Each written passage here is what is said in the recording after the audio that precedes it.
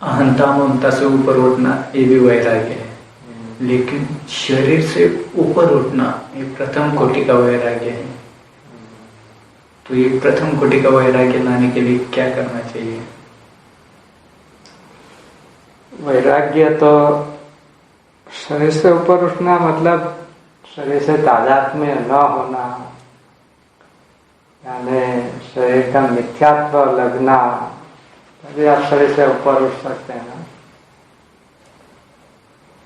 मैं शरीर हूँ, ये भान आपका हट जाए, तभी आप शरीर से ऊपर उठ सकते हैं।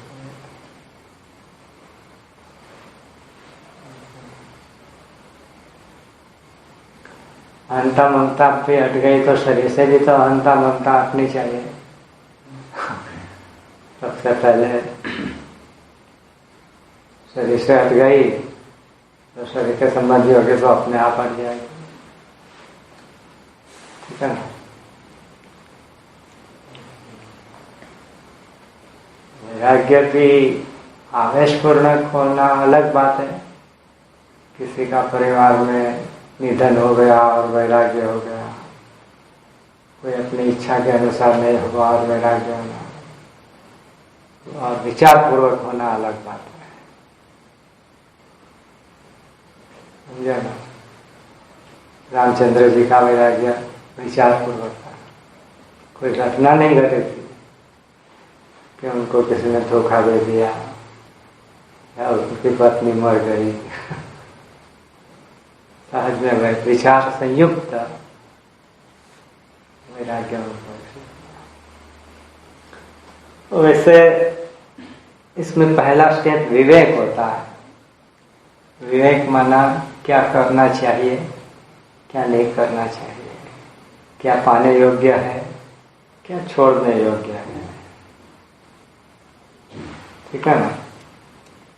जो वशिष्ठ जो नया है उसमें शुरुआत में विचार के अंतर्गत उनके जो वशिष्ठ पर कमेंट्री देने वाले हैं उन्होंने आधा पन्ना दिया हुआ है, विचार किसको बोलते हैं, उसमें ज़्यादा डिटेल में बताया।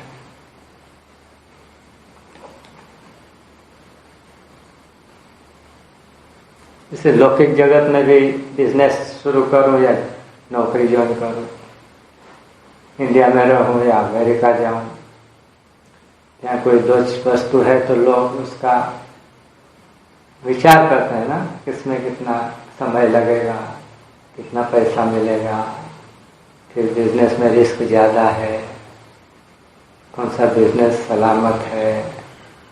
बाद में वो एक बिजनेस पसंद करते हैं। ऐसे ही लौकिक प्राप्ति में और आध्यात्मिक प्राप्ति में उनके दोनों के प्लस माइनस पॉइंट देखना, तो आपको स्वाभाविक ही वैराग्य हो जाएगा। लौकिक जगत में आप प्राप्त कर सकते हैं ज़्यादा से ज़्यादा, फिर उससे क्या मिल सकता है और मरने के बाद उसका क्या उपयोग हो सकता है, ठीक है ना। रुद्राचंद्र जब 12-13 साल के ही होंगे तब उनको एक ऐसा जबरदस्त अनुभव हुआ था कि उनको पिछले 900 जन्मों का ज्ञान हुआ, जाति स्मरण ज्ञान। उनके गांव में बहुत अच्छे परिचित गृहस्थी है, उनको नला में बांध के ले जाते थे। तो उन्होंने देखा, उनके पिताजी को पूछा कि इनको बांध क्यों दिया है, तो बड़े सज्जन है, कहाँ ले जाते हैं।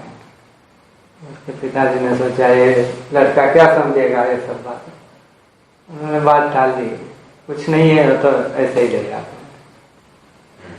लेकिन राजचंद्र की बुद्धि बड़ी सूक्ष्म थी बचपन से। वो पेड़ के ऊपर चढ़ कर देखने लगे कि क्या करते हैं वे लोग। नदी तट पे उसको ले गए, लकड़ियाँ बिछाई और उसके ऊपर रख के जला दिया। उनको विचार आया कि जला दिया, इससे अच्छे आदमी को क्यों जला दिया। कि मृत्यु क्या होता है वो तो उनके ख्याल में नहीं था उस समय। सोचते सोचते पिछले 900 जन्मों तक उनको मालूम पड़ा कि अगले जन्म में यह था, ऐसे मर गया था, उसके पहले जन्म में यह था और ऐसे मर गया था। और एकदम लिविंग एक्सपीरियंस, खाली कहने की बात नहीं। फिर उनका वैराग्य एकदम तेज हो गया, अब कैसे करके मैं इससे बाहर निकलूं। बाद में वो बड़े ज्वेलर थे, धनवान भी थे, फिर भी वैराग्य और विचार के बल से योग वशिष्ठ आदि का अध्ययन करके उन्होंने आत्मज्ञान पा लिया बहुत छोटी उम्र में।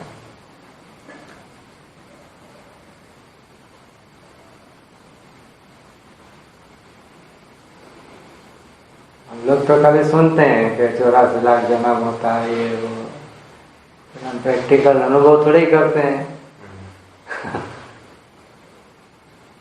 कितना कष्ट होता होगा जब कोई जल के मर जाता है, जब कोई एक्सीडेंट में मर जाता होगा, जब किसी को तलवार से काट देते होंगे।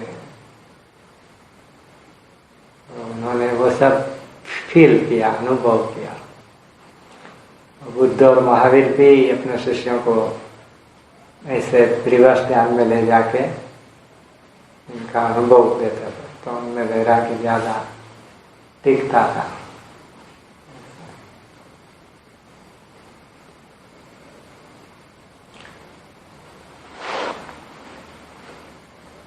तो अनेक जन्मों के अनेक दुखों को वो लोग बुला लेते हैं जो एक जन्म के क्षणिक सुखों के लिए ईश्वर का रास्ता छोड़ के संसार में लग जाते हैं। राजचंद्र का वचन,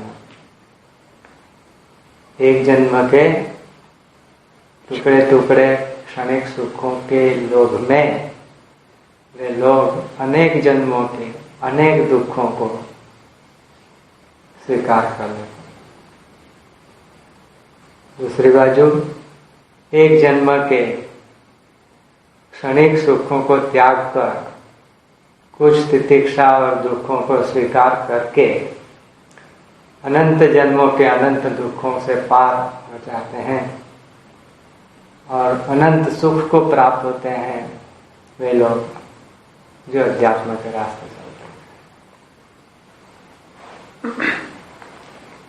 है ना, व्यापारी की बुद्धि थी तो उन्होंने कैसा दोनों बाजू का एनालिसिस किया। प्रभु और कोई वो प्रभु ने, हम सब अपने गुरु भाई है, जस्ट एड्रेस किया। तो कहने का तात्पर्य कि विवेक में दोनों का तुलना ही करेंगे तो तुरंत स्पष्ट हो जाएगा।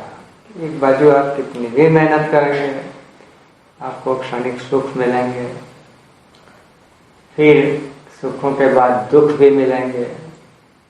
कितना भी कोई धनवान हो, ऐसा तो नहीं होगा कि उसको दुख नहीं होता होगा। और उसके बदले में जो कुछ भी कमाएंगे वो यही छोड़ के वो संस्कारों को लेके जाएंगे, तो फिर से आप भोग योगिनी के अनुकूल पशुओं में आदि में भी जा सकते हैं। नहीं भी गए, राजा भी बन गए तो उसमें भी जन्म का दुख होगा, मरने का दुख होगा। इंद्र भी बन गए तो उसमें भी दुख तो रहेंगे ही। ऐसा अनंत जन्मों के अनंत दुख आपको मिलते रहेंगे।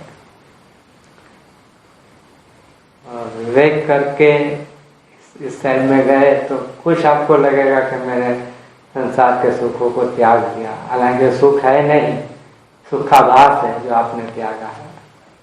और जो लोग भोग रहे हैं वो सुख तो है ही नहीं, सुख का आभास होता है। तो थोड़ा बहुत आपको लगता है कि हम बहुत साधना का कष्ट सहन करते हैं, लेकिन उसके बदले में आपके अनंत जन्मों के अनंत दुख मिट जाते हैं। और अनंत सुख की प्राप्ति होती है और जन्म मृत्यु से आप ऊपर उठ जाते हैं, ये उसका प्रॉफिट हुआ। ठीक है ना?